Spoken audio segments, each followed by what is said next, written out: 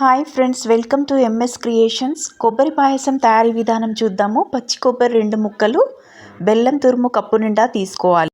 Stove వెలిగించి బాణీ పెట్టి నెయ్యి వేసి కాజు బాదాం వేసి వేయించుకోవాలి. కొబ్బరిని మిక్సీలో వేసి మెత్తగా గ్రైండ్ చేసి ఇలా జల్లి గిన్నెలో వేసి పాలను సెపరేట్ చేసుకొని కొబ్బరి మిశ్రమాన్ని పక్కన పెట్టుకోవాలి.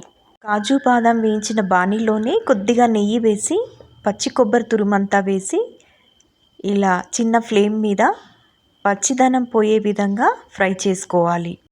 కొబ్బరి పాలు చిక్కగా అయ్యే వరకు మరిగించుకోవాలి.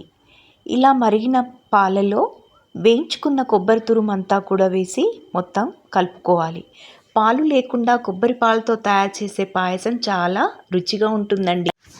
కొబ్బరి తురుము వేశాక పాలను దగ్గరకు వచ్చే విధంగా మరిగించుకోవాలి.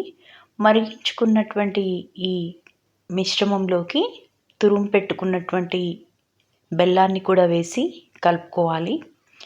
కొబ్బరి పాయసం దగ్గరకు అవుతుండగా మంచి సువాసనకు యాలకులను కూడా ఇందులో పొడిగా చేసుకొని కలుపుకోవాలి. చివరగా వేయించి పెట్టుకున్నటువంటి కాజు బాదాంని కూడా వేసి కలుపుకోవాలి.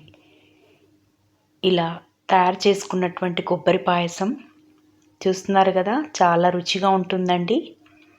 పిల్లలు పెద్దలు అందరికీ కూడా చాలా బెనిఫిట్స్ ఉండేటువంటి కొబ్బరి పాయసం అయితే రెడీ అయిపోయింది. చాలా రుచిగా ఉంటుందండి కొబ్బరి పాయసం. చాలా ప్రోటీన్స్, కొవ్వు పదార్థాలు శరీరానికి ఎంతో మేలు చేసే అన్నీ కూడా ఉంటాయి. మరి మీకు నచ్చిందా?